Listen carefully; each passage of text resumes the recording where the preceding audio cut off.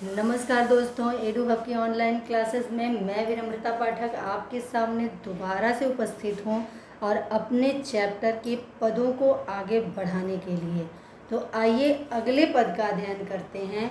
इसके पहले पद में हमने कृष्ण के बाल लीला का और उनके महिमा का वर्णन पढ़ा था। इस बार जो वर्णन है बच्चों, इस पद में जो वर्णन है वह पद है बाल हठ का।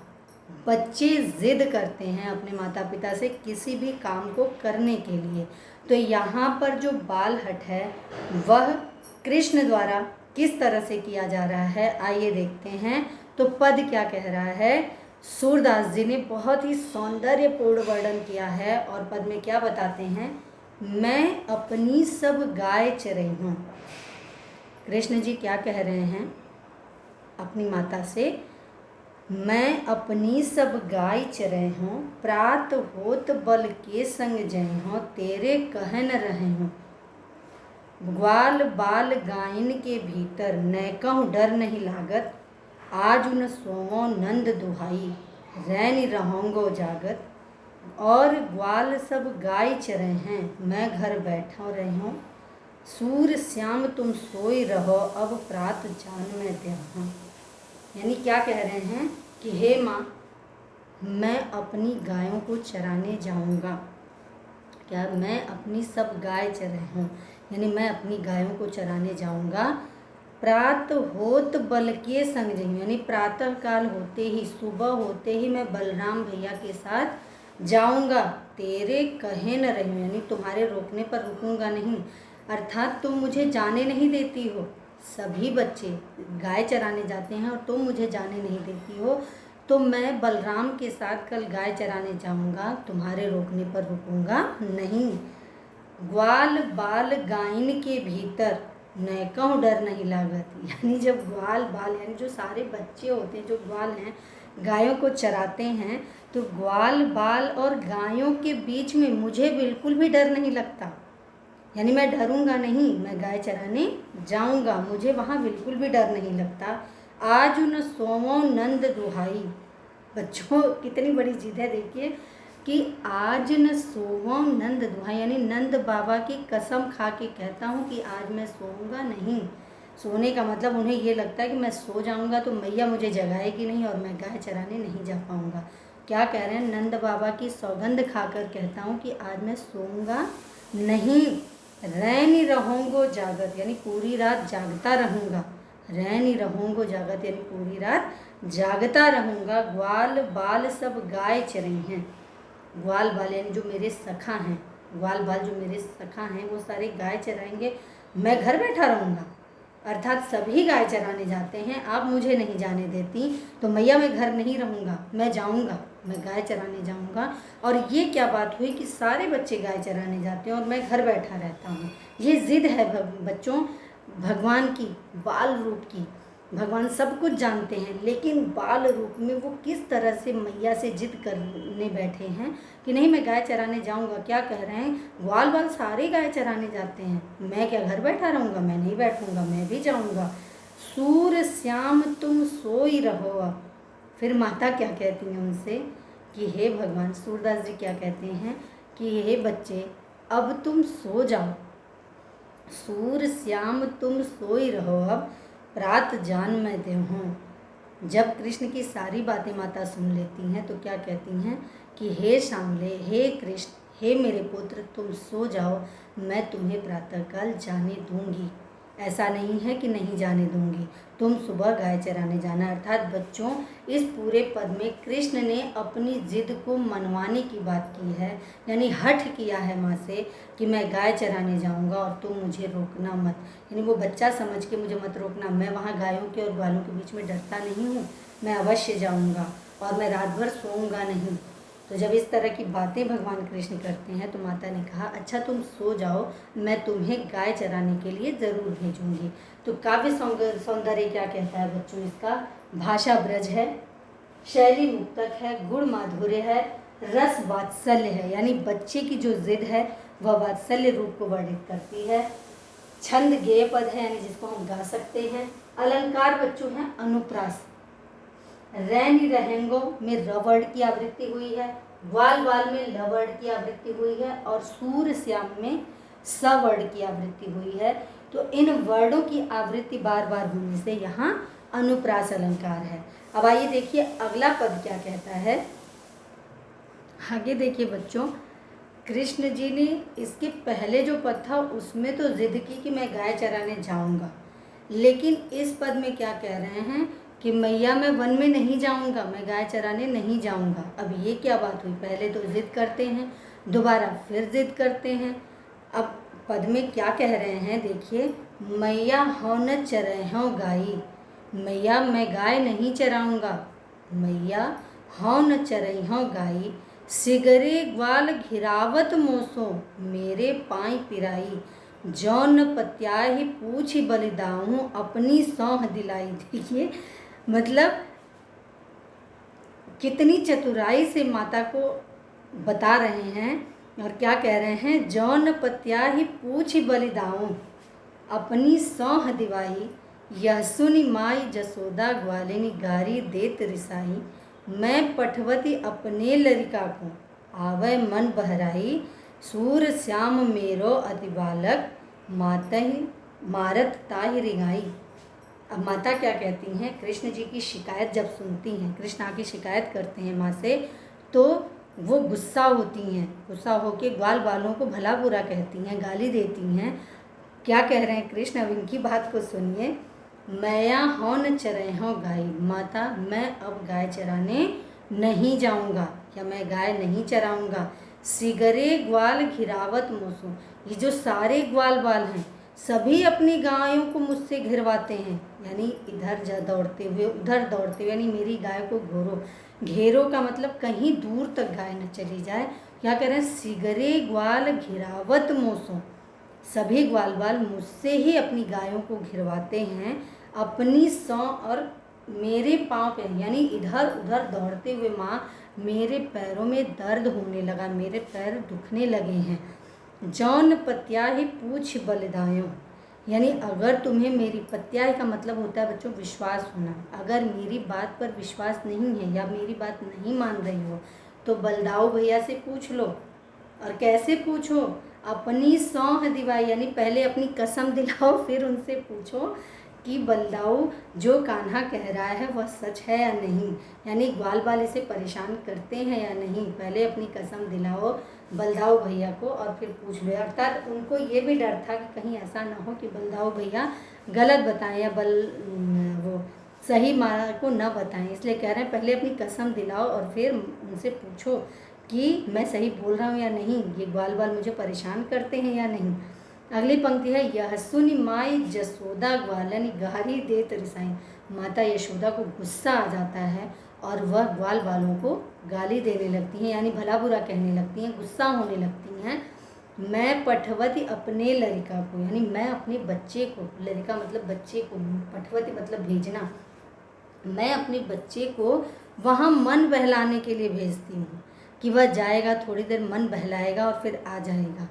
मैं पठवती अपने लरिका को आवे मन बहलाई, यानी अपने मन को बहलाकर वह वापस आ जाएगा, मैं अपने बच्चे को इसलिए भेजती हूँ।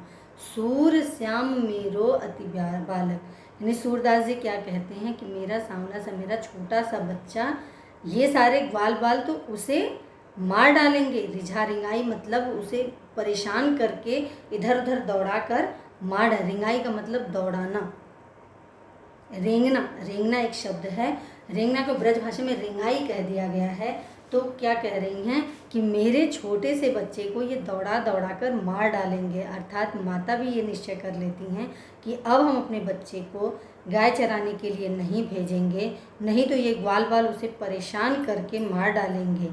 और कृष्ण जी कहते हैं कि मैं अब गाय चराने नहीं जाऊंगा। तो काव्यगत सौंदर्य क्या कहता है बच्चों, इसका देखिए, भाषा ब्रज है, शैली मुक्तक है, गुण माधुर्य है, रस वात्सल्य है, शब्द शक्ति अभिधा है। इसकी पहले हमने लक्षणा शब्द शक्ति में पढ़ा था सारे पद, इसमें अभिधा है, छंद गेय पद है यानी जिसको हम गा सकते हैं, अलंकार बच्चों अनुप्रास है, पाई पिराई में यानी पैर दर्द होना प वर्ड की आवृत्ति हुई है। ग्वाले निगार में ग वर्ड की आवृत्ति हुई है। सूर श्याम में स वर्ड की आवृत्ति हुई है। तो यहाँ इन वर्णों की आवृत्ति बार बार होने से अनुप्रास अलंकार है। और अगला पद क्या है बच्चों? अगले पद में क्या कहते हैं कान्हा जी? सखरी मुरली लीजय चोर, सखीरी मुरली लीजय चोर, जिन गोपाल कीन्हे अपने बस, प्रीति सबनी को तोर। बड़ा ही सौंदर्यपूर्ण चित्रण है बच्चों। तो आइए इसको भी अब पूरे आनंद के साथ, पूरी मस्ती के साथ पढ़ते हैं। क्या कह रहे हैं सूरदास जी? अगले पद में बच्चों क्या कह रहे हैं सूरदास जी? इस पद में सूरदास जी ने वर्णन किया है गोपियों की थोड़ी सी ज्वेलसी की भावना को। और वो ज्वेलसी की भावना किसके प्रति है? कृष्ण की मुरली से है। यानी जो कृष्ण की मुरली है, जो बंसी है, जिसको वो बजाते रहते हैं, मधुर तान जिसकी सुनाते रहते हैं, उस मुरली से गोपियों को बड़ी ही चिढ़ है, बड़ा ही गुस्सा आता है उसके ऊपर और बड़ी ही चिढ़ होती है कि ये मुरली तो अपने वश में कर चुकी है कृष्ण को। तो पंक्ति क्या कहती है? सखरी मुरली लीजय चोर, हे सखियाँ हमें कृष्ण की मुरली को चुरा लेना चाहिए। वो आपस में बात करती हैं और बात करते हुए क्या कहती हैं कि कृष्ण की जो ये मुरली है, जो ये बंसी है, इसे चुरा लेना चाहिए। किस लिए चुरा लेना चाहिए बच्चों? जिन गोपाल कीन्हे अपने बस, प्रीति सबन की तोरी। यानी जिस मुरली ने, मतलब इस मुरली को चुरा लेना चाहिए जिसने गोपाल को, कृष्ण को अपने वश में कर लिया है। यानी सबके प्रति जो प्रेम है वह तोड़ चुके हैं, यानी किसी के प्रति कोई प्रेम नहीं है। जो प्रेम है, जो श्रद्धा इस मुरली के प्रति ही है, तो इस मुरली को हमें चुरा लेना चाहिए। इस मुरली ने सबके प्रति प्रेम खत्म कर दिया है, यानी ये सिर्फ और सिर्फ मुरली के होके रह गए हैं। छिन एक घर भीतर निस बासर, धरत न कबहू छोरी। छिन एक यानी पल भर भी, क्षण भर के लिए भी, चाहे वो घर के भीतर हों, चाहे वो घर के बाहर हों, चाहे वो रात हो, चाहे वो दिन हो, कभी भी उसको अलग नहीं करते स्वयं से। यानी बांसुरी को कृष्ण हमेशा सदैव लिए रहते हैं, कभी अपने आप से अलग नहीं करते। चाहे वो घर के बाहर हो, चाहे वो घर के भीतर हो, चाहे रात हो, चाहे दिन हो, एक क्षण के लिए भी उसको छोड़ते नहीं हैं। कबहू कर कबहू अधरन, कटि कबहू खूसत जोरी। कबहू कर यानी कभी हाथों में होती है मुरली, कभी अधरन यानी होठों पर, कभी ऐसे होठों पे होती है, और कबहू खोसत कट जोरी यानी कमर में कभी खोस लेते हैं। अर्थात कहने का बच्चों ये है कि वह उनके हाथ में होती है, उनके होठों पर होती है, और हाथ या होठों पे नहीं होती तो उसे कमर में खोस लेते हैं। यानी अलग नहीं करते, उस शरीर के पास ही रखते हैं, अपने पास ही रखते हैं। तो उस मुरली को स्वयं से अलग नहीं करते हैं। जानो ना जानो कुछ मेल मोहिनी। आप बताइए, एक निर्जीव, अब मुरली जो है बच्चों वो निर्जीव है, तो एक निर्जीव चीज़ किसी को अपने वश में कैसे कर सकती है? सखियाँ क्या कह रही हैं, आपस में बात कर रही हैं। बड़ा ही आनंदमय पल है ये। सखियों को बड़ी चिढ़ हो रही है मुरली से, तो वो आपस में क्या बात कर रही हैं बच्चों? वो कह रही हैं कि ना जानो कछ मेल मोहिनी, ऐसा लगता है इसने कोई मोहिनी मंत्र डाल दिया है, ऐसा मालूम होता है। न जाने इसने ऐसा क्या कर दिया है, कोई मोहिनी मंत्र पढ़ लिया है या मोहिनी मंत्र भर दिया है कृष्ण के अंदर। राखे अंग अंग भूरी, यानी वो अपने अंग अंग में ही रखते हैं, कभी उससे अलग नहीं होते। कहने का मतलब कभी हाथों में, कभी होठों पर, कभी कमर में खोस लेते हैं, लेकिन उससे अलग नहीं होते हैं। सूरदास प्रभु को मन सजनी, क्या कहती हैं सूरदास जी? कहते हैं कि आपस कह रही हैं, हे सजनी बांध्यो राग की डोरी। इस मुरली ने कृष्ण को अपने प्रेम की डोरी में बांध लिया है, अर्थात वो हमसे दूर हो रहे हैं और इस मुरली ने उन्हें अपने प्रेम की डोरी में बांध लिया है। इसलिए हमें इस मुरली को चुरा देना चाहिए। अगर ये मुरली कृष्ण के पास रही तो कृष्ण उसी के होके रह जाएंगे, हमारे नहीं होंगे। तो इस मुरली को हमें चुरा लेना चाहिए और कृष्ण से अलग कर देना चाहिए। अर्थात मुरली के प्रति जो चिढ़ की भावना है, जो ज्वेलसी है, वह सखियां आपस में बात करके मुरली को चुराकर कृष्ण से अलग करने की बात कर रही हैं, ताकि मुरली जब अलग हो जाएगी तो हो सकता है कृष्ण का प्रेम हमारे प्रति हो जाए, या कृष्ण हमारी तरफ आकर्षित हों, हमसे बातचीत करें। जब तक ये मुरली रहती है तो वो तो उसी में लगे रहते हैं, हम हमारी तरफ तो देखते भी नहीं हैं। तो काव्य सौंदर्य क्या कहता है बच्चों इसका? भाषा ब्रज है, शैली मुक्तक और गीतात्मक है, गुण माधुर्य है, रस श्रृंगार है।